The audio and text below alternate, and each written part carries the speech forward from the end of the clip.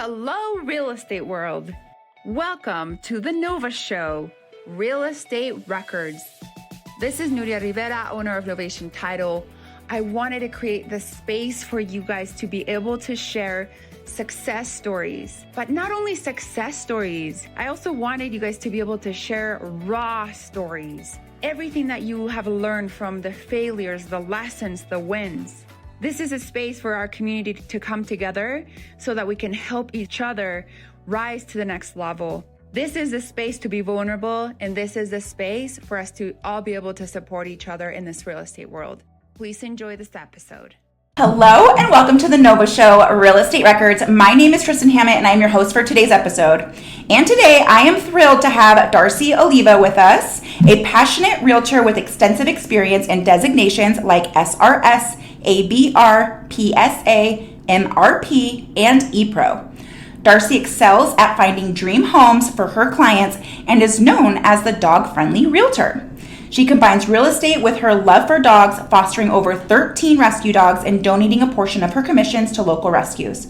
Join us as we explore real estate and make a difference with Darcee Oliva. Welcome. Thank you for being here. So I met Darcee. I'm pretty sure it was I called you. Uh-huh. Did it ever meet you? No. I called you probably 2 years ago. Yep. Okay. So 2 years ago, she answered, she met with me, and she was giving a free lunch. And then we've just become close since then. I really liked you. Ness really liked me. Yeah. So pretty good. But she is just darling. She's so sweet and giving, and I really appreciate our friendship and that I get to know you and be in your presence. Okay. Yes.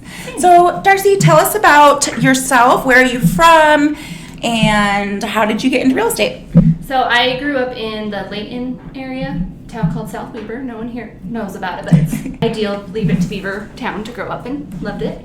So I've lived in Utah pretty much my whole life, and that's where I've grown up and got what else you asked me. I'm so sorry. No, it's okay. How did you get into real estate? So I had another job that I absolutely hated, and I toyed with the idea of real estate for a while. And it was funny, my husband and I were actually in Jamaica, and when we were coming home, so it was the night before we were coming home, we were at dinner, and I was just saying how miserable I was with the idea of going back to the job that I hated. Mm-hmm. And he's like, why, if you hate it so much, why don't you just get into real estate? You thought about it for years.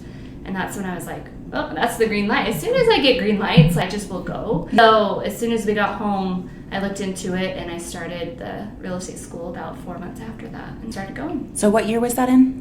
When we made the decision, it was 2018. I got my license in 2019. 2019. Awesome. And I know for a while you were doing your full-time job and real estate. Yes. And you were doing very well in real estate while you had this full-time job. And how did you go about getting your first transaction? So my first transaction was actually my cousin. She was a buyer, and she was willing to take a chance on me, and I'm forever grateful for her. And I've actually just last year helped her and her husband buy another home. So It's been fun, and you're always grateful for your first client because they are the ones willing to give you that chance when you literally have no experience. That's awesome. Yeah. And then how did it snowball from there? I'm so sorry. I have an itch going on. So from there, I just started slowly getting other deals, mostly for my SOI. So my first listing was someone that I worked with at my other job. And then it just kind of went from there. But then 2020 hit, and I had nothing. I had one deal for all of 2020, and that was a random person I met on Facebook. So it wasn't until 2021 that my career started really picking up, and I started getting a lot more deals. And all the work I was putting in the previous years was really paying off. Awesome. And then I know you had, you can tell as much of this story as you want and as much as you don't want, but we were at an event, and I know that it was kind of like an awakening to just make the leap. We want to talk about that a little bit? So this conference, I can't remember what it was called, but I think it was Money Mind. She started asking people about their vulnerabilities, what they were scared of, and what was holding them back. And you were sitting next to me, and you were like, no! But then I kept getting that feeling like, stand up and talk. So I stood up, and I told her my fear was I was going to be stuck at this job that I hated forever. And I was never going to actually do the job that I loved. And she was like, well, what's holding you back?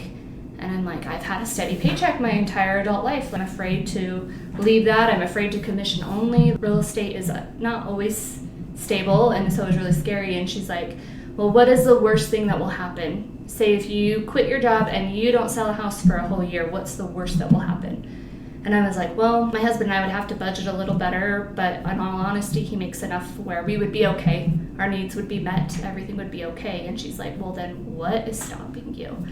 And I was like, I don't know. And then all of a sudden she came in with, let me guess, your parents had stable jobs your entire life. Jeannie, how do you know this? Mm-hmm. And I was like, yeah. Like, so your parents taught you responsibility and commitment, but you never saw them take a chance. You never saw them make a big risk. And I was like, no, because they never needed to. They got jobs right out of high school that they retired from. Mm-hmm. And so for me, it was really scary because I had never seen people that actually had taken a huge risk. And so she's like, well, that's what your fear is. That's what's holding you back, and that's what's making you not want to do that. And she's like, you've already told me your worst case scenario is not that bad, so why not do it? And so came home and told my husband I'm going to be quitting this year. And it was a discussion. It took some time to get all their ducks in a row, but that was when I was like, I'm doing it. I'm tired of doing 2 jobs, one of which I hated. So. And you set a date. Yes. Yep, you set a date, and then that date came, and you are no longer an employee. Yeah. And so something that I always knew before this happened, because you were doing really well as a part-time agent. Yeah, I was full-time. I basically have 2 full-time. Right, but I knew if you could put all of that time that you were working for this company that you just hated, and you're making even just that small amount and putting it back into your real estate business, you were going to take off. I knew it. And you've been crushing it. I did it right after I quit because 2023 was rough on everyone. So when I quit in June of 2023 and then had virtually no business for the rest of that year. So it was really, really scary and really hard. And then all of a sudden this year is just taking off. Let's talk about that, because that can diminish dreams, right? You're like, oh, just quit this job that I've been so terrified of quitting. Mm-hmm. How did you get through that hard little patch? With a lot of tears and a lot of stress, which was ironic because I said if my worst case scenario happened, we were still fine. Mm-hmm. But to me, I have too much pride. I need to be doing well for me to feel. So I had the mentality because of 2020, where I had virtually no business, but I was working really hard still and doing things that I needed to, and I saw it pay off. I knew that if I kept doing those things, it would pay off later. Mm-hmm. And it has been, because I've been keeping up with my SOI, I've been doing well on my social media and all the things that I need to do, and it's paying off now. So that was really crucial for me, knowing that could happen again. Mm-hmm. But yeah, it was rough, and I actually had to reach out. I reached out to my broker, and she was very kind and supportive, and actually helped give me some part-time work so that I could make money, and I was still in the industry doing it, and still being able to do what I needed to do for my own job too. So she was a saving grace for me at the end to help me until my deal started rolling in again. So I always tell people, like, you can't ever stop marketing or anything, because when you stop marketing, your business stops. Right. And so it sounds like you're the things that you're doing today, they're paying off in the future. I think the hardest thing is once you get busy, then it's hard to remember to keep doing that marketing, because it's like now 6 months down the road when all these deals are done, am I going to have business? And so that's where I'm struggling now to find that balance of, now I'm really, really busy. I still have to do all my marketing and all the things that got me here. And so what are those things that you work for you in your business? My biggest one has been my social media and my SOI. Most of my clients end up reaching out to me because they've seen my social media, because they know me, and me just doing what I'm doing is staying top of mind for them. So I'm not the agent that's going to be cold calling people. I don't love doing that. It doesn't seem to work for me. So most of my deals come from people reaching out to me and telling me that they're ready to go. That's awesome. Yeah. And you are really great at posting on your social media. Thank you. You do fun, you do educational, so you have like an array of things. Yeah. And I know that you are involved in some, I forget what it is. It's with Dog rescue. Yes, the dog rescue. But you've also gone to events, you sponsor. Right. And how, I know you're giving back to the community. Has that helped you in your business at all? Yeah, it has. I've had a couple of clients that I've met because of going to vendor events that are specifically dog related. I go to a couple specific ones a year and I meet tons of people. I get email addresses and phone numbers, and then I just continue to reach out to them. And I do a monthly dog newsletter. Then that really, I already know they're dog people because I met them at a dog. Yeah. So it's just, if you just find your something that you love that other people are going to love too, you have this bond already and you have a way to get in with them. I completely agree. So there's a lot of dog lovers here. Yes. It's been good because I truly do love dogs. She's brought a couple rescues into here, so stay tuned with her to see which ones are available and follow you. Yeah. Let's talk about, some of these I know what they are, some of them I don't. SRS. So we're going to talk about your designations. SRS. Seller Representative Specialist, and I might get those not completely. Seller Specialist. ABR. Accredited Buyer Representative.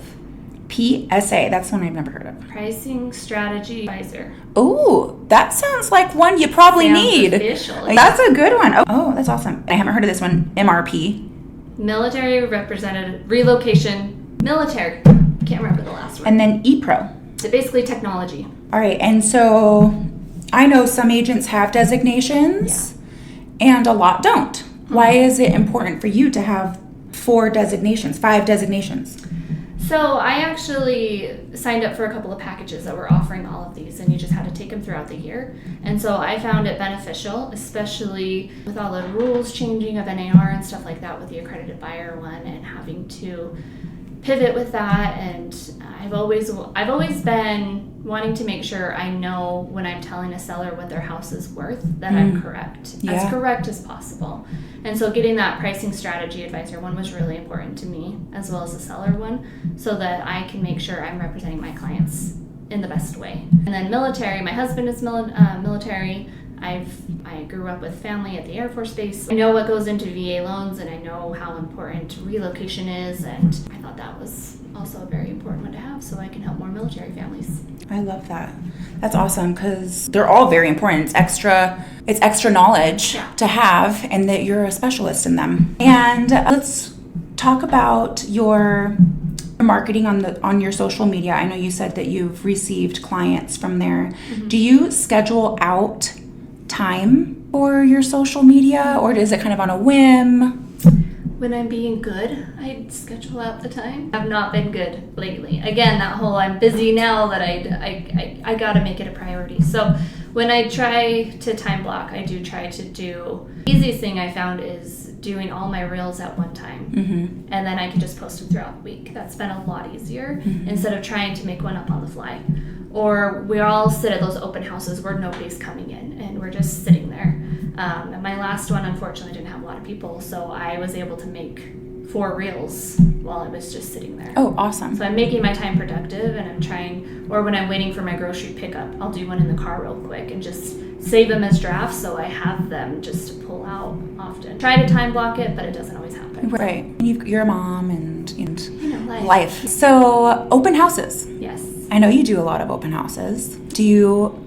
I would love, if I was a realtor, I would love to sit at open houses. Do you find that it's been beneficial for you in your business? Yeah, so I've met a few clients from open houses. They don't happen often, but you do once in a while get some from there.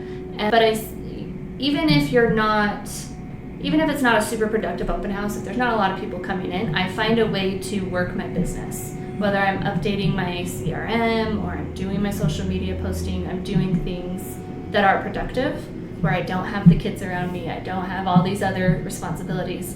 I can focus on, if people come in, I'm showing them the home and I'm working the house, and if there's nobody there, I'm working other aspects of my business. I do like open houses for that reason. Love it. And what does your day, I know I'm going to ask you this and I already know the answer, Okay. But what does your typical day-to-day look like? Well, it's summer, so it's a little crazy with kids being home. But it's mostly working out, going through, I have my morning routine, which is I write out my affirmations 25 times every day. This affirmation basically my goal that I have. And I write that out every day 25 times. I read something positive. I say my gratitudes out loud, and then I write 2 handwritten notes to people. Those handwritten notes are powerful, and they have strengthened relationships that I've had in really awesome ways. So I will never give up on those. I will always do those. That's beautiful. And then it just depends on the day, but either I have appointments or I'm working in my social media or with my sphere and just doing different things. Do you have a home office? I have a home desk area. But it's like your space that you... And what are some things... What has been the most challenging thing that you've gone through? 2023, after I quit. That was a really rough time to get through. But Well, and 2023 was rough for everyone, but yeah. I'm so glad that you just stuck through it. And I know you are too. There were a lot that didn't. And it was funny because I went to an awards banquet. I was shocked I was even invited to the awards banquet for 2023. I didn't think I earned any award. And I did. And then when I was talking to other agents, they all thought the same thing. They're like, I don't know why I'm here. I didn't feel like our year was great. But then when we look back at it, we're like, we still did. We did all right, and we're still here. So I think those realtors that are really hustling and really trying, when that happens, they're a lot harder on themselves than they need to be. Mm-hmm. And because we're so focused on numbers sometimes that we're like, oh, well, we're okay. We're doing okay. Considering what we've got out here, Yeah. That's awesome. And your morning routine, was that stemmed from a certain book? Or, because it sounds like a book to me that I'm familiar with. The Ninja System. Also Yes. that. Yes. It is the best money I ever spent going to a conference. It was well worth it, and it's taught me a lot of really good habits. I love I'm not even a realtor, and I loved that book. It is amazing. Go to an installation, and it's just, Really? you sit there. Like, And let's talk about coaching, education, all of those things. Mm-hmm. So obviously you get further education, you have designations that aren't required. And I know you have a coach currently. You've done the ninja selling, Yeah. not only read the book, but you've gone to, what do they call it? Coach seminars? Yeah. Coaching seminars. So tell me about that. So I decided to get a coach right after I quit my job because I was like, I need someone to push me and to let me know what I should be doing daily. I just want to stop right here though, because you quit, Yeah. didn't have this full-time security job, and then you invested in yourself, and that's also scary It's because very coaches scary. are not cheap, and so that's also scary. Yeah. So, but you took that, I didn't know that, so you took that leap then and invested in yourself to get this coach. I signed up for a coach the day before I quit my job. Wow. So it was very scary. And that added to a lot of the stress. And thankfully, my coach was very good about working with me with that too, and working with me on payments and different things like that so that it could work. That added to the stress a lot. But I was grateful because my coach has taught me a lot of things I didn't know or that I wasn't doing. Like, I wasn't doing a lot of farming, circle prospecting type of things. And so she's taught me a lot of that. And I actually have a listing appointment next week because of circle prospecting I did last year on a deal. Wow. So it's interesting, and I learned a lot of new ways to get business. I mean, I still will not cold call. I just won't do it. But I wouldn't want to either. Circle prospecting, totally would. How did you circle? So I know, so farming, you haven't, the area of, in your case, it was a listing, it sounds like. So you had a listing, you sent out postcards? Yeah, so I sent out just listed postcards to the neighborhood. And then for the first open house, I sent out, I think we did about 100 door hangers inviting people to the open house. And then after it got under contract, I sent out another postcard saying it was under contract. And then once it sold, I sent out a "Did you hear about your neighbor?" postcard. That's really nice. You just put a QR code on this postcard and say, "Did you hear about your neighbor?" And then they have to click on it, and then it leads them to a website about all the details of the house and how it sold and the story behind it. And so she just held on to one of my postcards from last year, and then she called me and said she's ready to move. So she must have been thinking about Yeah. it, must have been in the back, like, okay, I know this is coming up for me in my near future. And she really liked your postcards, and that's awesome. So that's been really good. So that's been nice to figure out the best ways to reinvest the money that I'm making from deals on how it will hopefully pay off in the future. And even if it doesn't, I'm still knowing I'm doing everything I can Right. to hopefully get a deal. So If you're doing things consistently, so every time you have a listing, you do this circle prospecting. Yeah. If you're doing everything consistently, it has to pay off. It just has to. So that's one of the things that your coaches told you and that you've implemented. Anything else? She's been teaching, she's big in social media too, so she's been teaching me kind of fine-tune that a little more. That's been nice. And then just when you have to talk to someone every week and say, she's like, did you do this? Like, no, or yes, and you're more responsible for what you said you were going to do. And my particular coach just has ideas that I've never thought of or would have thought of that she just spits out there, and I was like, oh yeah, I could do that. And so it's just a new way to get ideas that will work for me instead of the whole just you door knock, you cold call, this is what you do. I'm getting more unique ideas that will work for me that I'm willing to do. That's the other thing too. I wouldn't want to cold call. I would door knock my listing. That's the only door knocking though, I think. Yeah, and I mean, there's people that do those things and it works incredibly well. People that are like jamming out on the phones and they're doing great. They are doing so well with it. And right. Kudos, because I can't do it. Like, could I? Yes. But that's not would it fulfill you and make you happy? No, and that's not where I want to spend my time, because I've seen where my business is coming from, and I would much rather have the business that I do with people reaching out to me instead. And that's part of that ninja system that I learned too, is and the face-to-face and the relationships. If you build the relationships. And it's been more than that. Over the years, I've learned that trying to strengthen relationships, even if I never ever get a deal from this, I am making a good friend. I am making so many more friends in these past couple of years than I've had my entire life. And I'm so grateful for these people in my neighborhood, people in gym classes that I go to, and I'm not in school, workout classes that I go to, and women that I never would have probably had a friendship with. I get to have friendships with all these people now, and it doesn't even matter to me if I'll never ever do business with them, but I just get to build relationships, and it's been really nice. Something clicked with me probably like a month ago. I don't know why I was thinking about it, but it was like, every single connection matters. Yeah. I know so many realtors, and a lot of them don't work with me, and it's like, it doesn't matter if they do. Yeah. If I can connect them and help them in some way to someone else that needs them, or whatever it is, or they tell me something and I meet someone else and they're like, oh, it's like I can connect them, but like every single connection matters to me. And there's a reason. And then there's also those people that I didn't connect with, and they're not my people. That's okay. And that is okay, because you're not going to get along with everybody. And part of when I was doing all those designations and stuff, I could clearly see there are some personalities that I'm not going to mesh with, that are not going to mesh with me. And that's okay. And I think that's important why we do these.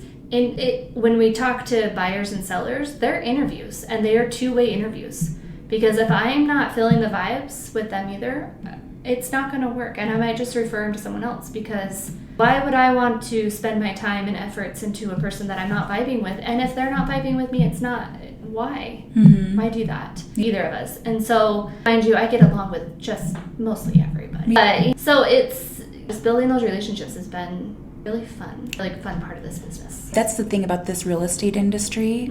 You make so many good friends. Yeah, I've made the greatest friends from this industry, and I would have never met anyone, and even sure like, with other realtors. And so it's awesome that you've made such great connections. So what conversations are you having with your buyers? Buyer presentation. What does that look like these days? We're having to explain a lot more about the rule changes with NAR and what that means. So trying to still fine-tune that a little more, and that's kind of one thing I'm working with my coach on, is fine-tuning that more often. But with buyers, I think buyers are finally just coming around and accepting that rates are what they are, and they may not go down for a while. And so when I'm talking with these buyers, I'm not even hearing from them like, oh, I'm worried about these rates. I can't afford this. I can't do that. They're coming in already knowing that this is what it is. But they're ready because they know houses prices aren't going down. They've been waiting for this crash forever. That's not happening and probably is not going to happen. And so when I'm talking to buyers, they're prepared and they're ready to go. I don't do convincing anyway, because it's not my job to convince someone that they need to buy a home. Right. So they're already ready, and it's been nice, because before COVID, before all that stuff, it was more of a like, well, you can afford it, why are you not doing it right now? Where now it's like, this is what we can afford, this we're doing, we're ready to go. And if you want it that bad, you'll just make it work. That's awesome. And so you have this listing coming up. How has it been with your sellers? With sellers, it's been similar, and it depends on their situation, as oftentimes they have to buy something too. And so it's been this talk of, What do we need to sell your house for to get where you want to go? What does it look like if we can't? And just talking to them about every aspect and every different scenario and getting them comfortable with that. And planning for, well, what if we go a week or so and there's no showings? We have a listing now that's a little slower in showings, but that's because it's July and people are gone. Buyers are out of town. Everyone's playing right now. So it's just more of setting expectations of what the market is looking like. And the problem we're running into is we had sellers who bought or sold back in 2020 and 2021, and they're expecting the same results.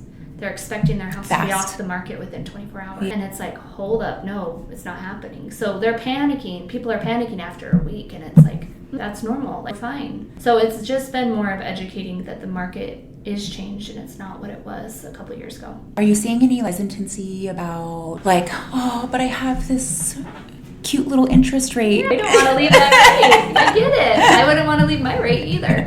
But yeah, so I've had several sellers that have been holding back because of that. And I don't blame them. It is what it is. And if they're not comfortable, they're just not comfortable. So again, it's the ones who are just finally accepting that it is what it is. And they're like, we see this brand new build that's offering $20,000 in closing costs. They're offering to pay our rate down. That's not going to happen again if the market picks back up. We might as well do it now. And so it's just they need to understand that you're always going to say, I should have bought the house 5 years ago. I should have done it 5 years ago. 5 years from now, you're going to say that. And so if you have the ability and you can do it, really consider doing it, because that's probably going to be something you regret not doing later on. Absolutely. Every buy and sell that we've done, I feel like the timing has been right, but there is no perfect timing. There is. It just happened to be that we had to move in these certain times, and all the homes we built equity, and we've been able to upgrade every year. And I'd say we're in our dream home because it's in like perfect location that I love. Yeah. So, okay. And what do you feel like, what is something, let's talk about the furry animals, because you don't have to give up your commission. Why not give up your commission? Sorry. Why was it important for you to give up? Who do you donate to, and why is it important for you to? So the main group that I donate to is Rough Patch Rescue, and they are a small nonprofit dog rescue group here, and they're quite amazing. And I like donating to them because, yes, there's wonderful organizations like the Humane Society and different bigger organizations like that, but they're getting money from other places. This is a smaller one that just doesn't get a ton of donations, and I personally volunteered with them. That's who I did my rescuing with. I still do 2 big events for them every year. So that's where I want the money to go, because they take on animals. They take on a lot of pregnant dogs. So now they're taking care of puppies, and they're having to spay and neuter all these dogs, and they take on really tough medical cases that a lot of other, well, not a lot, but just some rescues can't take because of how much it's going to cost. But our founder of the dog rescue, she's a vet tech, and so she's able to take these dogs into her home and know how to take care of them. So bless her heart, because she has so many medical cases that she constantly is taking care of, and she's so willing, has such a big heart and willing to take these animals in.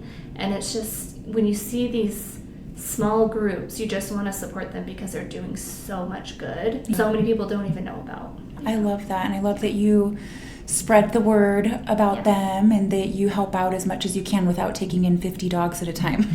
Unfortunately, my dogs don't handle fostering well anymore, so I can't foster again for a while, but I'm trying to find other ways to help, and I need to step it up. That's one of the things where you get busy and the marketing starts to fall apart. I want to get back into more of the dog rescuing and the things like that. So yeah, I have my big charity event with them coming up next month. Oh, fun. Do you invite your friends and family to it? Or? So this one is actually a silent auction on Facebook. Oh. So we just take bids over one weekend in August, and we've been able to raise a good amount of funds through it. So I've just been trying really hard to find time to go ask for donations, because that's the most time Yeah. consuming, is I got to get these donations, and it's hard to find time. So that's my task next week, is finding a place to just go to a bunch of businesses. I'll go with you. I also need to fundraise. And what would you tell your new agent self back in 2019? I think that I would tell her that you'll make it.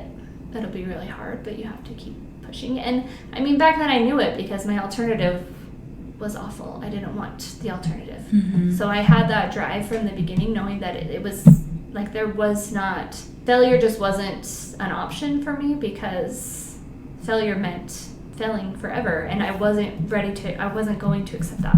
So I knew that already. I think I just, maybe not to be so scared that it'll work out. Absolutely. And where do you see yourself in the next 1 year and 5 years? I just want to basically have a business that can continue to be steady. I just want steady upward trajectory of business. And that may seem like a small goal, but it really, for a solo agent, and I plan to stay solo, and I plan to never be a broker, because I don't want that responsibility. Right. It's just the idea of being able to keep getting deals and keep helping people. Just, that's all I want, is to be able to do that. So I know we're wrapping this up, but I also wanted to ask you, because you said, do you have a TC? yes. And as you get busier, will you hire on an assistant, or do you have an assistant? I do not have an assistant. I like control. So it's a good and a bad thing. So I think I would have to be basically double where I'm at now to think about getting an assistant. But you do have a TC. I do have a TC. Okay. I can't do this without a TC. Okay. I'm not one for paperwork, so. Well, and I just think that you could be doing business money-making activities, Yes. and have somebody else that's an expert in transaction Yes. coordinating. I have had since my first deal, and I've never not. I had one recently where I had to do a couple by myself, and I was just like, I don't like this. Yeah. And immediately found another TC that I could use. So Okay, great. having a TC is just pay the money, just do it. It's necessary. Well, thank you so much thank for you. joining me today. I've had so much fun with you. Thank you. I enjoy all of your advice and your strength. Thank you. I look at you and I'm just like, she is a boss. Oh, well, thanks. I really do. Thank And you. I always have, actually, even before you went full time. Yeah. I just see something in you, and I love you. All right. We'll talk to you later. Okay. Bye. Bye. We hope you enjoyed this episode. Please rate us, like us, and share this podcast with our real estate community. The Nova Show Real Estate Record, sharing raw stories of real estate, failures, lessons, wins, and successes. This is all from Novation Title, bringing a different experience into your world so that we can all uplift each other. Until next time. In something.